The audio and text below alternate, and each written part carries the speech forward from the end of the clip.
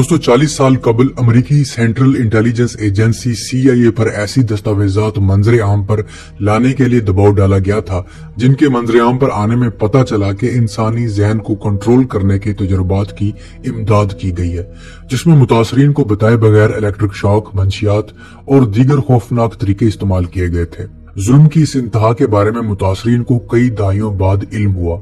MK ultra नामी इस top secret मंसूबे की एक स्याह तारीख है।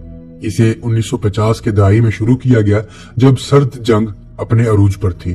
कोरिया जंग से निकलने वाले कुछ कैदियों ने जब अमेरिका में कम्युनिस्ट मुहिम के लिए शोर डाला तो अमेरिकी इंटेलिजेंस कम्युनिटी परेशान हो गई।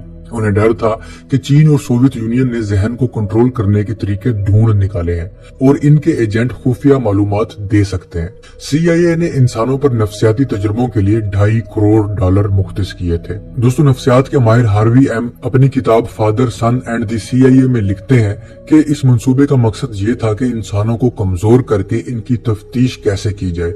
इसका मकसद अपने अमले को ऐसी तदाबीर से महफूज करना भी था। CIA ने जाली कंपनियों की मदद से अमेरिका, बरतानिया और कनाडा में 80 अदारों और साइंसदानों से राब्ते किए। मुअर्रिख टॉम ओनील बताते हैं कि ये अमेरिका में CIA का सबसे खुफिया मंसूबा था। नफ्सियाती अस्पतालों में मरीजों, वफाकी जेलों में कैदियों और कुछ आम लोगों को मंशियात दी गई और बिला इजाजत तजुर्बे किए गए। MK अल्ट्रा के इब्तदाई प्रोजेक्ट्स में ऑपरेशन मिडनाइट क्लाइमैक्स शामिल था। इन्होंने ऐसे मकामात कायम किए जिन्हें सेफ हाउस या महफूज मकाम का दर्जा दिया गया। यहाँ मर्द बगैर किसी तंबीह के जिस्म फरोश खवातीन को लाते थे और इन्हें LSD देते थे ताकि CIA के साइंसदान इन पर तहकीक कर सके। वो आईने के पसे पर्दा इन्हें देखते थे। लोगों को ऐसी पार्टियों में मदऊ किया जाता रहा जहाँ लाइव मौसीकी के साथ LSD दी जाती थी।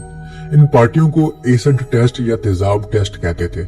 ऐसी दावतों ने कुछ साल बाद अमेरिका में हपी कल्चर और नफ्सियाती तहरीकों को बढ़ावा देने में अहम किरदार अदा किया था। मगर बाज सबसे नुकसानदेह तजर्बे मॉन्ट्रियल के एलन मेमोरियल इंस्टीट्यूट में किए गए। ये कनाडा का एक नफ्सियाती इलाज का अस्पताल है। यहाँ मरीजों की एक नामालूम तादाद के जहनों को एक तरीके से तबाह किया गया। इस अस्पताल को दी एलन के नाम से जाना जाता है और इसे डोनाल्ड एवन कैमरोन चलाते थे।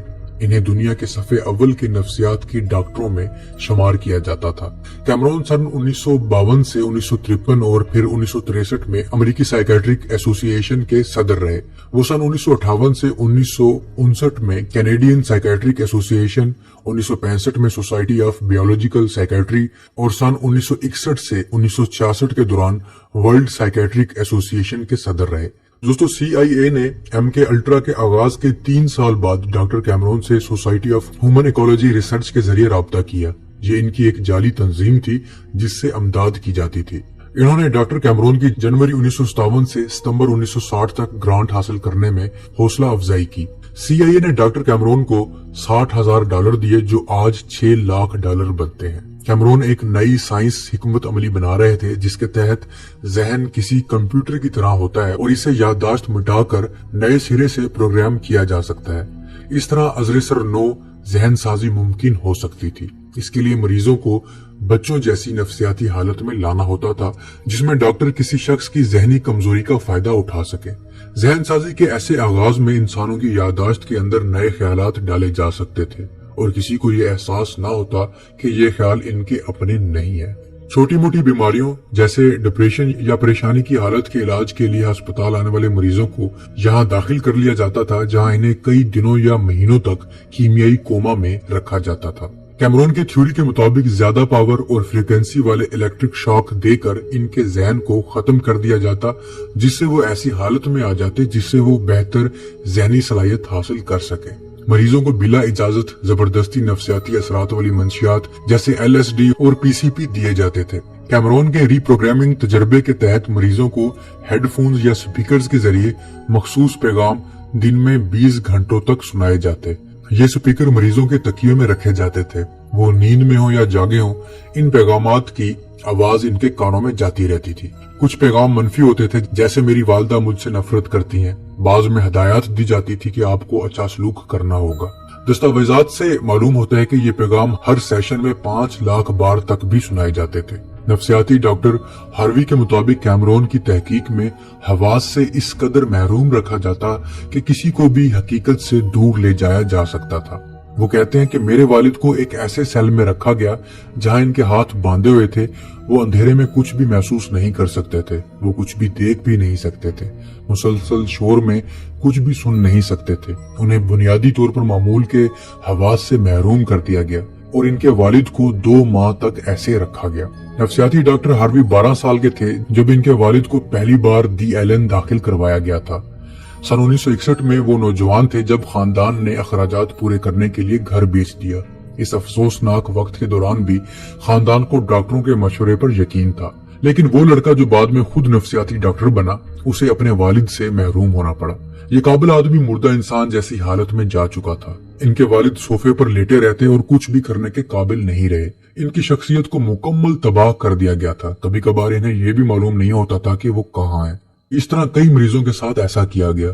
दूसरे मरीजों में से कईयों की याददाश्त भी खत्म हो गई और इन्हें अपने खानदान के अफराद तक भूल गए और मुस्तकिल भूलने की बीमारी हो गई।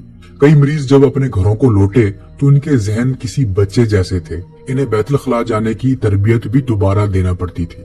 इस इलाज के तरीकों और मकासद के बारे में खानदानों को गुमराह किया गया और इन्हें बाकी की जिंदगी इससे मुतासिर होना पड़ा। MK अल्ट्रा मंसूबे को 1964 में रोक दिया गया, मगर इसे हकीकतन नहीं खत्म किया गया था। ऐसे शवाहिद मिले हैं कि इसकी सरगर्मियों की निशानियां मिटाई गई। दोस्तों, कैमरून उन नफसियाती माहिरीन में से थे जिन्हें नाजी फौजियों के मुकदमों के दौरान उनकी जांच के लिए बुलाया गया था। यह पहला मौका था कि इंसानों पर तजर्बे के इखलाकी कवानीन दिए गए। इन मुकदमों में नाजी डॉक्टरों को बगैर इजाजत मरीजों पर तजर्बे करने के इल्जाम में सजाएं सुनाई गई थी। इन तफसीलात के मंजरेआम पर आने के बाद 1970 के मिड में अमेरिकी कांग्रेस में समातें हुई और CIA ने बिलाखिर तस्लीम किया कि ये मंसूबा अपना वजूद रखता था, जो कि शायद अच्छी बात नहीं थी। ताहम CIA को मालूम था कि वो ऐसे तजर्बे करके इखलाकी और लीगल कवानीन तोड़ रहे हैं। दस्तावेजात के मंजरेआम पर आने के बाद हार्वी की तरह दीगर मुतासरीन और इनके खानदानों ने भी अपने हालात का जिक्र किया। इन्होंने इस कहानी को बयान करने की कोशिश की कि आखिर हुआ क्या था।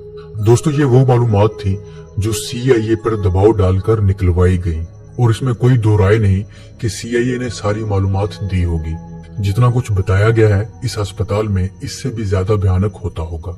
तो अब तक के लिए इतना ही। उम्मीद है दोस्तों आपको ये वीडियो पसंद आई होगी। अगर आपको ये वीडियो पसंद आई है तो अपने दोस्तों के साथ जरूर शेयर कीजिएगा और कमेंट सेक्शन में अपनी राय का इजहार भी जरूर कीजिएगा। मैं मिलता हूँ एक नई और दिलचस्प वीडियो के साथ। तब तक के लिए अल्लाह हाफिज।